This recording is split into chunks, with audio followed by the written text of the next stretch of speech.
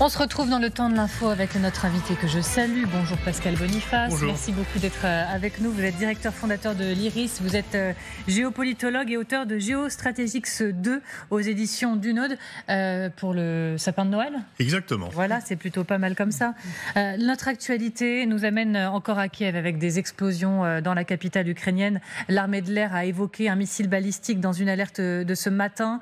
On voit des images, voilà, des explosions, des flammes dans les rues de Kiev, des panaches de fumée qui s'élèvent encore à cette heure dans le ciel de la capitale. 9 blessés, un mort, Pascal Boniface, dans cette attaque selon un bilan provisoire dévoilé ce matin par le maire Vitali Klitschko. Des débris qui sont tombés également dans les villes d'Olosiv, de Solomian ou encore de Shevchenkiv et Dnipro. Comment vous analysez cette frappe ?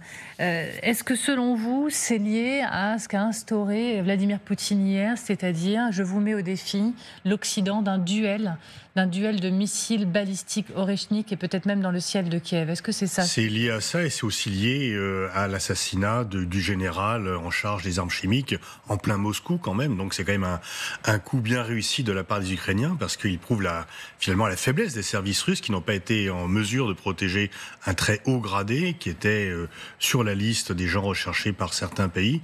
Et donc il y a une façon effectivement, et puis c'est aussi lié à sa conférence de presse, enfin c'est à répondre aux Russes hier, où il a voulu montrer l'image de quelqu'un qui continue à gagner du terrain, qui avance par kilomètres carrés et non pas par centaines de mètres sur le territoire ukrainien.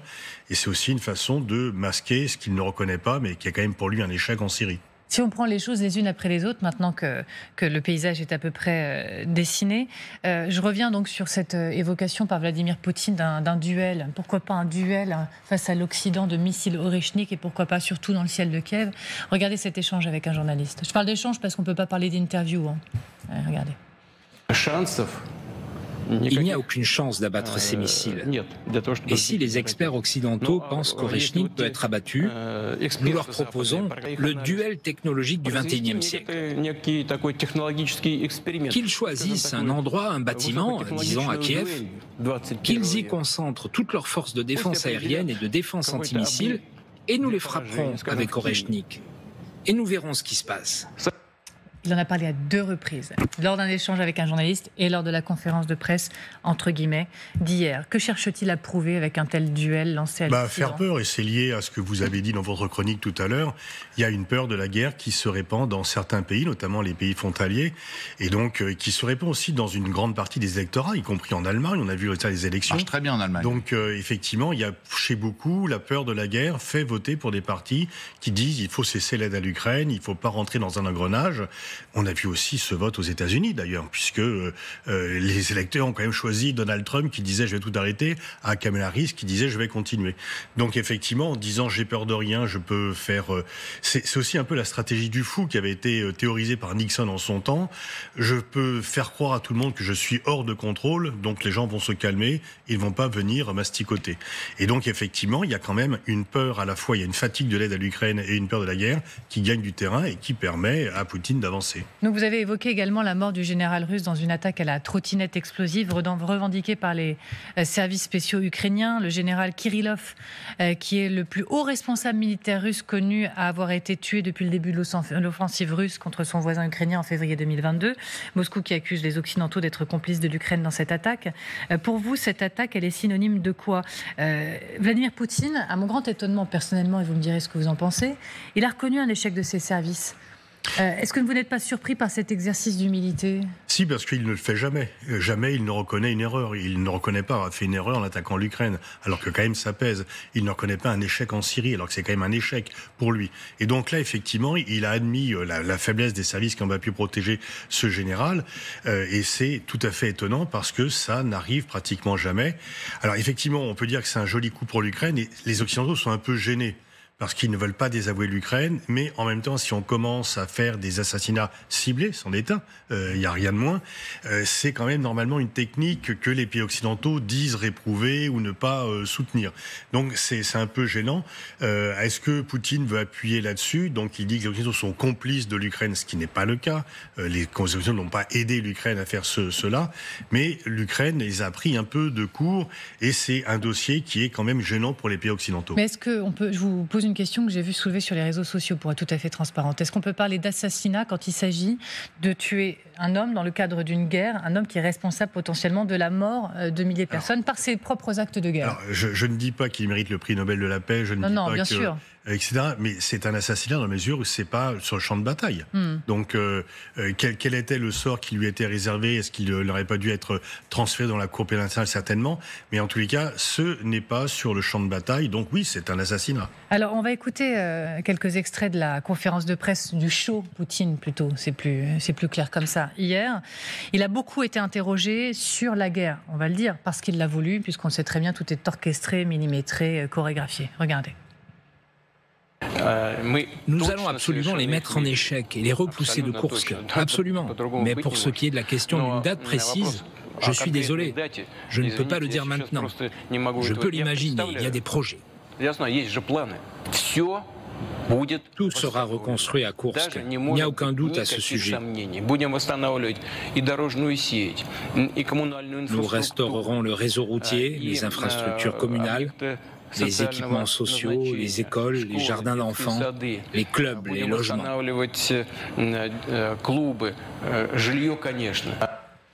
Jérôme Garraud, qui est notre correspondant à Moscou, nous disait tout à l'heure que, quand même, Poutine se sent plus en confiance, là, plus en puissance. Un sentiment que vous partagez, ou on est juste dans de la gesticulation, de la communication? Non, les faits tournent à son avantage. Son armée grignote le territoire ukrainien, une fois encore, lentement, mais sûrement. Koursk, effectivement, les Russes, un jour ou l'autre, vont récupérer les territoires qu'ils ont perdus face aux Ukrainiens. Et puis surtout, il sait très bien que l'aide américaine à l'Ukraine va cesser. Donc il attend le 20 janvier avec impatience.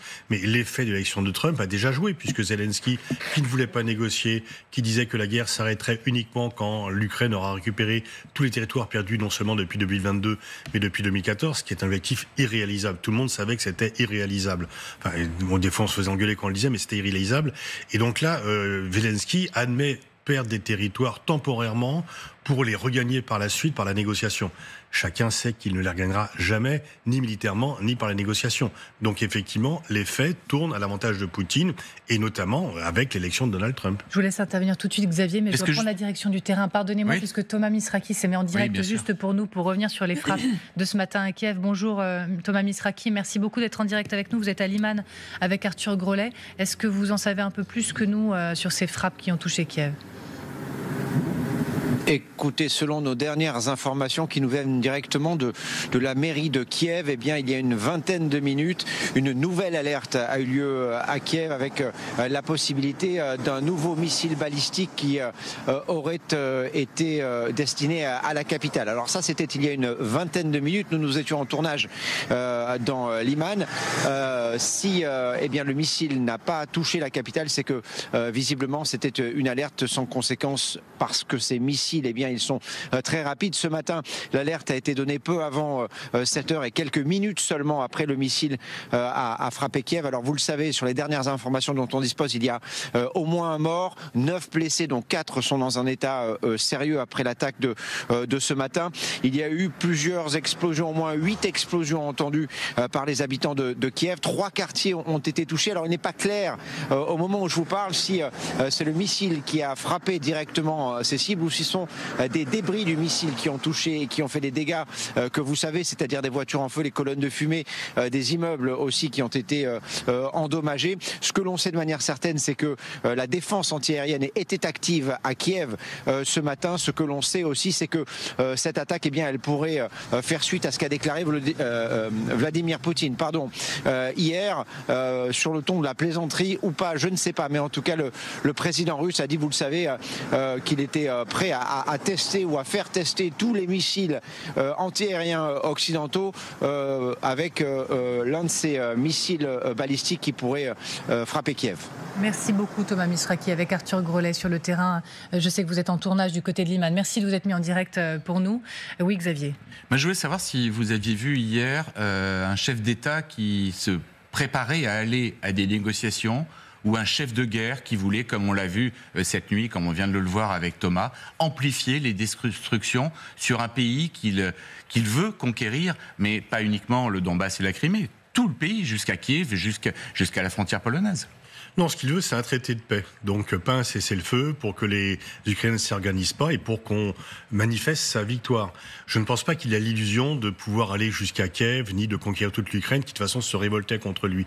Il peut conquérir le Donbass, où il a éliminé ceux qui sont contre lui, et les Ukrainiens qui étaient défavorables à Poutine ont été réduits au silence ou ont dû fuir. Occuper toute l'Ukraine, même s'il n'y a plus que 30 millions d'habitants, c'est quand même beaucoup plus compliqué. Donc, ce n'est pas dans son intérêt. Il est prêt à négocier aujourd'hui, vous pensez ? Il est prêt à négocier, bien sûr, il le dit qu'il est prêt à négocier, mais un traité... À négocier ou à annexer ce qu'il a conquis ? En fait, pour lui, la négociation revient à reconnaître que les territoires... Ses demandes, c'est quoi ? C'est qu'on reconnaisse, comme il dit, les réalités militaires sur le terrain, c'est-à-dire ses conquêtes territoriales, qu'il y ait un traité de paix et qu'il y ait une sorte de démilitarisation, en tous les cas, la promesse que l'Ukraine ne rejoigne pas l'OTAN. Oui, il a demandé hier des garanties de sécurité. Promesse auquel Trump est tout à fait prêt, parce que Trump n'a aucune envie de voir l'Ukraine dans l'OTAN, et de nombreux pays membres de l'OTAN n'ont pas envie de voir l'Ukraine revenir dans l'OTAN. Et certains qui se disent favorables à l'entrée de l'Ukraine dans l'OTAN se disent favorables parce qu'ils savent que ce n'est pas possible. Pas de propos en revanche hier sur la Corée du Nord. Plusieurs centaines de victimes, dernière estimation de certains services de renseignement de soldats nord-coréens retrouvés du côté de Koursk. C'est ce qu'a encore dit il y a quelques heures sous couvert d'anonymat au responsable américain. Pour vous, est-ce que ça rentre dans l'ère de basculement géopolitique que vous avez évoqué ? Je regardais sur votre site de l'IRIS encore ces derniers jours. Est-ce que l'entrée dans la guerre de la Corée du Nord aux côtés par des hommes de la Russie participe de cette ère de basculement géopolitique ? C'est relativement mineur par rapport au reste. Parce qu'effectivement, on peut dire un pays asiatique qui vient dans une guerre en Europe, c'est quand même un peu... C'est le monde à l'envers. D'habitude, c'est plutôt les Européens qui vont faire la guerre en Asie. Et surtout, c'est aussi une pierre dans le jardin, dans les relations entre Moscou et Pékin, parce que les Chinois sont furieux de cela, dans la mesure où ça renforce la coopération entre le Japon, la Corée du Sud, les États-Unis, par rapport à la Corée du Nord. Donc, c'est pas du tout approuvé par les Chinois, ça. Et quelques soldats morts coréens, ça ne comptera pas en Corée du Nord, parce que personne ne saura rien. Et l'aide de la Corée est beaucoup plus importante matériellement qu'humainement. Ce qui a beaucoup plus fait basculer la guerre en faveur de Poutine, ce sont les centaines de milliers de munitions, d'obus que la Corée du Nord, qui ne produit pas grand-chose, ça au moins ils savent faire, à envoyer. Ensuite, 10 000 soldats par rapport à la masse humaine qu'il y a en Russie, ce n'est pas très important. Ce qui compte aussi, c'est qu'il n'y a plus que 30 millions d'Ukrainiens contre 140 millions de Russes. Donc la question démographique, elle joue en faveur de la Russie depuis assez longtemps. 10 000 soldats en Corée, c'est symbolique, c'est un affichage, en Russie, mais c'est vraiment pas ça qui compte. Par contre, les millions, les centaines de milliers de munitions, ça a permis à Poutine, qui était un peu en difficulté, de reprendre la conquête du territoire ukrainien. Lors de son show toujours hier, le président russe il a affirmé que la chute de Bachar al-Assad n'était pas une défaite, là je le cite, pour la Russie, tout en estimant que l'armée russe mobilisée en Syrie depuis 2015 y avait atteint son objectif. On va réécouter Vladimir Poutine. Vous et ceux qui vous payent, vous voulez présenter ce qui se passe en Syrie comme une défaite de la Russie. Je vous assure que ce n'est pas le cas. Nous avons atteint nos objectifs. Vous et ceux qui vous payent. Au passage, on entend également ce propos-là. Et par ailleurs, il a relativisé la présence des Russes sur le territoire syrien en disant qu'il n'y avait pas de troupes au sol. L'échec... Non, mais il y a des bases. Donc il y a une base, voilà. Et l'enjeu de la base, c'est quand même important. Alors c'est sûr qu'il n'y avait aucun... Poutine à ce discours-là, à prendre cette espèce de distance avec la Syrie ? Parce que les faits ne jouent pas là à son avantage. Alors, c'est vrai qu'il n'y a pas de lien particulier entre Bachar et Poutine. Poutine a dit plusieurs fois que Bachar, ça n'avait aucune importance. Ce qui comptait, c'est qu'il n'y avait pas de changement de régime, parce que les Russes n'aiment pas qu'il y ait un changement de régime dans les pays où ils sont présents. Effectivement, il n'y avait pas de troupes russes au sol, mais il y avait une aviation qui avait permis à Bachar de se maintenir au pouvoir. Et puis la base navale qui est très importante parce que c'est l'accès à la Méditerranée. Est-ce que les Russes vont négocier avec le nouveau pouvoir le fait de conserver cette base ou est-ce qu'au contraire le nouveau pouvoir va dire si je veux faire retirer de la liste des organisations terroristes, on a peut-être intérêt à fermer cette base pour plaire aux Occidentaux? Je pense qu'il y a une négociation qui va être en cours, mais les Russes sont tout à fait en mesure de s'accommoder d'Al-Joulani s'ils maintiennent les bases. Mais en tous les cas, c'est une défaite parce que les Russes jusqu'ici allaient un peu partout, notamment en Afrique, dans les pays où ils sont présents militairement, pour dire, regardez les Américains, Moubarak était leur allié, il est revenu dans une cage de fer de Sharm el-Sheikh au Caire. Regardez Kadhafi, c'était l'allié de la France, il a été reçu en grande pompe en France et il a été abattu dans un pipeline comme un chien. Nous, quand on soutient quelqu'un, il reste au pouvoir. Donc vous voyez que notre signature est plus crédible que la signature des Occidentaux. Là, les chefs d'État africains se disent que peut-être que la signature russe n'est pas aussi crédible que ça. Oui, Claire Fournier. Il y a un grand mystère pour nous, Européens, c'est ce que pense réellement la population russe, dont on dit qu'elle soutient Vladimir Poutine, etc. Là, il y a quand même une situation économique qui se dégrade et ça devient très concret pour les Russes. L'inflation à 9%, des taux d'intérêt de 30%. Ça veut dire que si on veut s'endetter pour acheter un appartement ou faire un crédit, c'est devenu quasiment intouchable. Est-ce que là, ça peut quand même faire bouger les choses, selon vous ? Oui, parce que c'est vrai que jusqu'ici, disons, Poutine avait arrosé, l'économie russe se portait plutôt bien et que les primes données, notamment aux morts, mais aussi à ceux qui s'engageaient, avaient eu un effet de stimulus sur l'économie russe. Et puis, ils sont coupés des Occidentaux, mais ils ne sont pas coupés du reste du monde. Ils continuent, même si la Chine prend un peu trop d'importance. Maintenant, c'est quand même le tiers des exportations, des importations russes. Donc, il y a une dépendance russe à l'égard de la Chine qui peut être un peu gênante. Mais si on y ajoute aussi le nombre de morts qui commence quand même à peser, parce que peut-être 200 000, les blessés, les mutilés. Alors, bien sûr, il y a la propagande qui dit tout ça, c'est de la faute des Occidentaux et il faut se protéger par rapport à l'Occident global qui menace. Il y a la répression qui fait que si on n'est pas content, on n'a pas intérêt à le dire parce que on peut risquer pour un poème, pour un tweet, pour un post sur les réseaux sociaux d'aller en prison. Donc, mais il maintient un peu par la peur et par la répression la population. Mais il y a encore beaucoup de gens qui pensent qu'effectivement, il défend coûte que coûte et que la Russie n'est pas l'agresseur de l'Ukraine, mais la Russie est agressée par les Occidentaux et donc il faut se défendre. Mais ça peut être dangereux pour lui à terme, effectivement, si la situation économique continue à se dégrader et si le nombre de morts continue à augmenter. Alors je nous ramène en Syrie. L'une des inquiétudes du moment, et notamment des services de renseignement français, on l'a vu dans un article du Monde de M. Folloroux cette semaine encore, c'est est-ce que la Syrie va redevenir un sanctuaire djihadiste ? Est-ce que vous voyez l'État islamique retrouver sa force, peut-être même à vitesse grand V, dans cette Syrie, avec les rebelles qui ont pris le contrôle ? Alors en tous les cas, le Al-Joulani, l'armée nationale syrienne, le nouveau pouvoir va tout faire pour empêcher cela. Par contre, c'est vrai qu'il y a beaucoup de prisonniers djihadistes qui sont tenus par les Kurdes, et si ils perdent leur assise territoriale, que vont-ils faire ? Est-ce que ces prisonniers vont être libérés ? Est-ce qu'ils seront contrôlés ? Est-ce qu'ils vont tenter de revenir en France ? Là, il y a quand même une incertitude, parce qu'il y a un changement. Maintenant, le nouveau pouvoir a deux objectifs. Montrer qu'il peut être inclusif sur le plan national, donc il y a trois défis, les Kurdes, les Alaouites et les chrétiens, qu'ils puissent maintenir. Ils ne vont pas faire une démocratie, mais qu'il n'y ait pas une répression trop forte par rapport à ces minorités.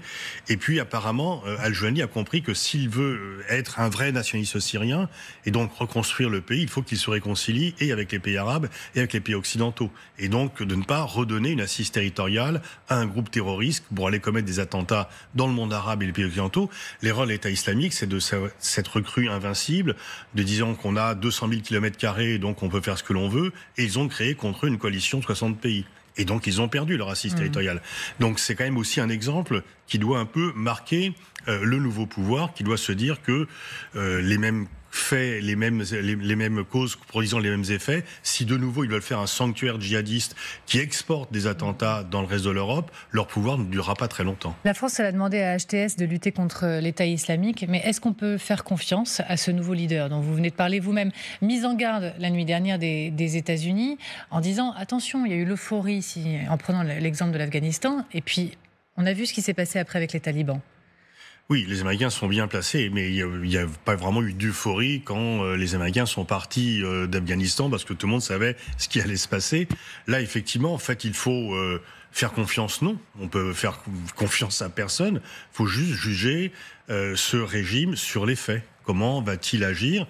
Et donc, il faut effectivement envoyer des émissaires, c'est utile. Il ne faut pas avoir de pudeur là-dessus. Il faut prendre contact. C'est eux qui sont au pouvoir. Donc, il faudra faire avec d'une façon ou d'une autre. Mais donc, non, on ne peut pas leur faire confiance. Mais on ne peut pas décider dès le départ qu'on n'aura jamais de contact avec eux et qu'on va couper toutes les relations. Donc, il faut s'engager pour voir s'il y a des réponses positives de leur part. Il y a un élément à prendre en compte dans cette équation, c'est la Turquie. Oui. Donald Trump, il considère que la Turquie d'Erdogan a pris le contrôle inamical, là je le cite, de Damas. Bah oui, c'est vrai. C'est que sans l'aide de la Turquie, Bachar ne tombe pas. Bachar a fait l'erreur de refuser la proposition d'Erdogan de négocier par rapport à la question kurde et lui a dit tant qu'il y aura des soldats turcs sur le sol syrien, je ne négocierai pas. Il s'est cru en position de force par rapport à Erdogan, ce qui n'était pas le cas. Et le vrai vainqueur du renversement du régime de Bachar, c'est bien sûr la Turquie, qui va en profiter pour défaire l'assise territoriale kurde en territoire syrien. C'est leur objectif depuis toujours. Et c'est vrai que pour les Turcs, l'État islamique, c'est une menace sécuritaire, alors que les Kurdes, c'est une menace existentielle. Donc eux, à la limite, s'accommodaient Daesh les gênait parce qu'ils ont aussi commis des attentats en Turquie, mais c'est moins grave pour eux, vraiment, l'obsession, la chose existentielle, c'est la question kurde. Et donc, si le nouveau régime empêche l'existence d'une bande territoriale kurde en Syrie, ils seront ravis, et en tout cas, c'est leur objectif. Et j'ai une toute dernière information qui m'a interpellée ces dernières heures. J'ai vu que la Chine a presque triplé son arsenal nucléaire depuis 2020, selon un rapport du Pentagone. Quelle est la stratégie de la Chine, selon vous, rattraper un retard face aux États-Unis? Ça, j'en doute pas un instant. Mais... Non, ils ne veulent pas rattraper un retard par rapport aux États-Unis. Ils ne sont pas assez fous pour quadrupler leur budget de la défense. Les dépenses militaires chinoises, c'est entre 250, disons 300 milliards de dollars. Les dépenses militaires américaines, c'est plus de 900, c'est presque 1000 milliards de dollars. Alors donc, si c'est pas rattraper les États-Unis, pourquoi cette accélération phénoménale? Ils vont vouloir maintenir une relation par rapport aux États-Unis, mais pas rattraper. Jamais ils ne veulent une parité stratégique avec les États-Unis, mais ils veulent renforcer leur présence en mer de Chine pour contrer la présence américaine.